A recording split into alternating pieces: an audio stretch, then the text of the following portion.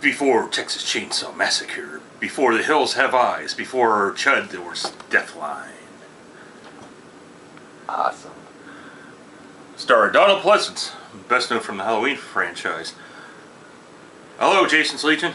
Hey, my Legion. How y'all doing today? Like, I almost screwed my opening line, and I'm here with my buddy John, who did a great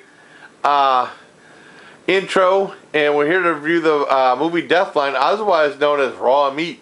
Not to be confused with Matilda the Hun's version of Raw Meat from Aglow, when it goes, raw meat, raw meat.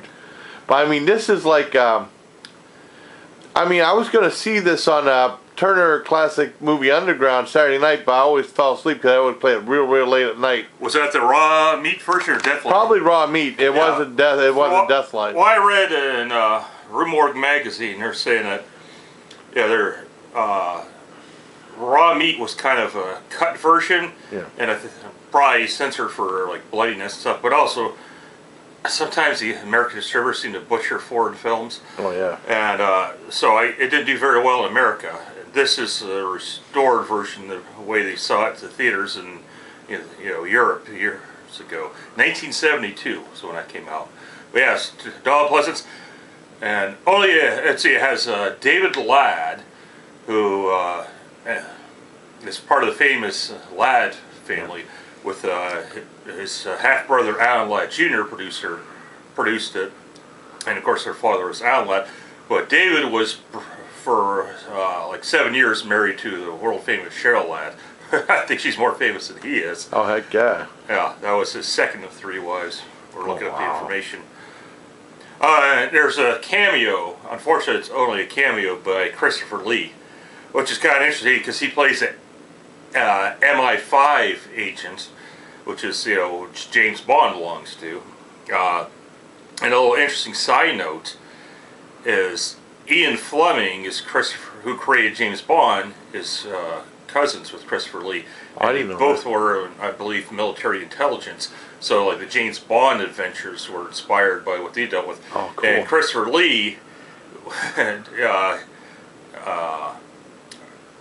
think it was either during or after World War II, he's part of an organization called something like the League of Ungentlemanly Warfare, which is so British sounding.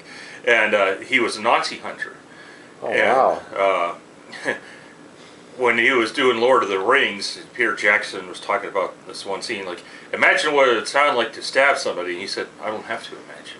Wow. Yeah, so, because he was a government agent that hunted Nazis. But yeah, so it's kind of interesting. He has a cameo in this as an MI5 agent. But yeah, I thought it was pretty good. It's an old movie, so some of you out there might not like the older style from the 60s and 70s, but Jason and I grew up with this. Oh, yes. So for us, it's kind of slow going, but very interesting. And we're talking, Donald Pleasance was fantastic. He's hilarious. I know. He played the smartass because usually he's like really serious to stuff like that, Yeah, he's like British inspector. Yeah. The premise is David Ladd and his character's girlfriend stumble across this guy in the stairs in a subway, and he just thinks the guy's drunk, but his girlfriend's like, well, maybe he's diabetic, and they'll have a car, so he checks the ID and finds out he's an officer of the British Empire. And they do report it to this guy in the elevator, back in days when he had elevator operators, and who flags down a Bobby and go investigate, and the guy's disappeared. And Donald Pleasance his character's head of the missing persons department. So it's really interesting. Well, that's all we'll talk about it, but you get an idea of some of the stuff I referenced in the beginning. Oh yeah. Where it's going, but it was good. It was 1972. So we're talking about how it was a little bit more bloody than we expected. Yeah, I mean that's period. Yeah, the scenes and the underground with that with the bad guy, the madman, were pretty gruesome, and I bet you there's probably one that Margaret Thatcher later on touted as denounced as a video nasty.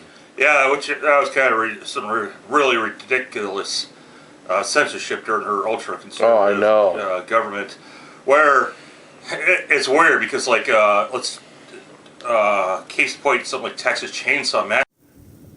Alright, I had to take over. Jason's camera was crapping out, but Well, I started saying where Jason was talking about the video nasties, and a case in point of what that was about was the Texas Chainsaw Massacre. Let's say you owned a video rental store, and you rented that movie to even an adult, you could go to jail because it was on this censored list of movies that too gruesome or whatever to the public, too nasty, and it's just ridiculous.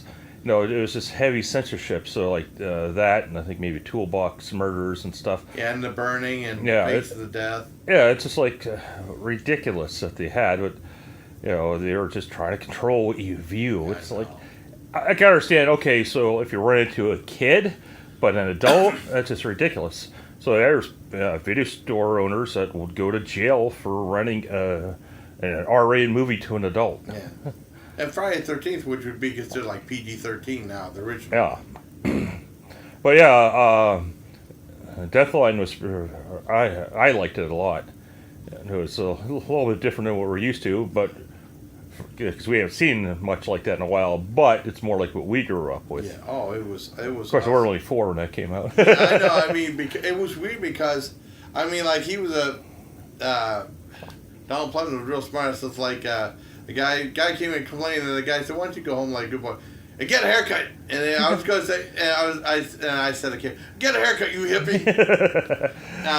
Yeah, he's just a total smartass throughout the movie. Awesome. It was the scenes with him, I think, were the best. It was really good. Yeah. And there's a lot of scenes with him, so yeah, it's just to see him. So I don't know what all movies I've seen of his besides Halloween or any John Carpenter movies, but Puma Man, but that shouldn't be discussed. Puma Man was awesome. I don't think I've seen that one, but bad superhero. But yeah, this was just a different side than the usual more serious and stoic side of him from the Halloween movies, where he's fun and goofy and. It was awesome. It was really cool, and there was also a scene. I mean, for fans of Britcoms. Anyone remembers the show Keeping Up Appearances, the Hyacinth's husband had a couple roles in that, couple scenes. And if you know the show, you pretty much know his character, but he's a much younger guy. That was in the 80s, and this was 72. And I really enjoyed the movie. I give it a 10 out of 10. It's very entertaining. Pretty brutal. And also, Gene Siskel gave it a good review. He usually hates stuff like this. Yeah. Says genuine thrills and the best of horror film tradition. He usually hates stuff like this. Yeah, Siskel and Ebert are very popular in the horror crowd community because they seem to hate horror movies. Yeah. I mean, every so often they do like some movies. I remember right. They were big fans of both Reanimator and From Beyond, which are pretty gruesome movies. Right. I mean, I think they like those. And there's a handful. They even did a special about horror movies that they liked. Gene Siskel was a big fan of People Under the Stairs, and then Roger Ebert was a big fan of Evil Dead 2. They both didn't care that much for the first Evil Dead. Well, it's funny because I wasn't a big fan of People Under Stairs. It was okay, but it's funny. Well, I only saw it one time. I remember. Me too, because I wasn't that impressed. Yeah. It was worth watching once. Yeah, I'd have to watch it again because I barely remember. But I really enjoyed it. There was someone else. I mean, that one girl was in Crucible of Horror that was in. She's very light. I mean, but I remember seeing Crucible of Horror on. Remember buying it on Good Times Video. The videotape was so low budget. The sticker that came inside it was blank. You had to write the title in yourself. And that's true. They did that for Bad Bomber too. I remember getting that in the Army too. They used to sell the old Good Time old, but some of those real low budget videos and stuff like that. Real low budget copy. But I really enjoyed it. And then the guy who directed this went on to direct Dead and Buried, which I haven't seen in a long time. I love seeing that again. Yeah, that was really good. We'll have to watch it again. Yeah, the one guy from Tico and the Man, Eddie. I keep wanting to say Eddie Albert. But I can't. I think, the Man. Yeah, the guy who played the Man was in there, and then he wanted to direct Poltergeist 3, which I liked, but everyone else hated. Yeah, I didn't like it either. Yeah, but I mean, I saw it at the military theater. But I really liked this. This is a lot of fun. Like I said, 10 out of 10. And a cool soundtrack. It goes dun dun dun dun dun dun. Dun. I mean, really. I mean, it had some intense scenes in it. It was really good. So I really liked that one. David Ladd was in the Wild Geese too. I remember that. Yeah, I mean, it was more bloody than like Yeah. Halloween and all that stuff. And, Oh, I know. And being done several years Yeah. earlier than some of those. It's like, wow. Yeah, and it was Chud before Chud was Chud, and before Bud to Chud. Chud to Bud to Chud. So I guess that's it, everybody. Until next time. Well, did you want to add anything else? Nope, that's all. So until next time, everybody, please take care of my legion.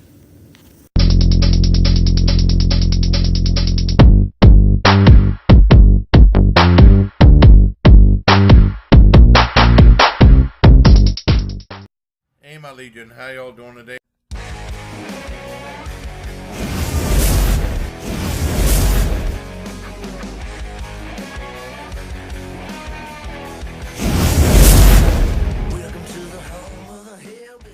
Okay.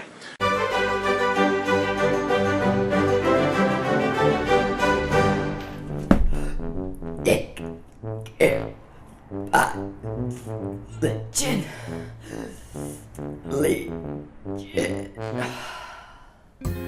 Jason Callan, your YouTube channel kicks ass. Everyone should go and subscribe to Jason freaking Callan, the hot sauce king pin of them all. Yeah.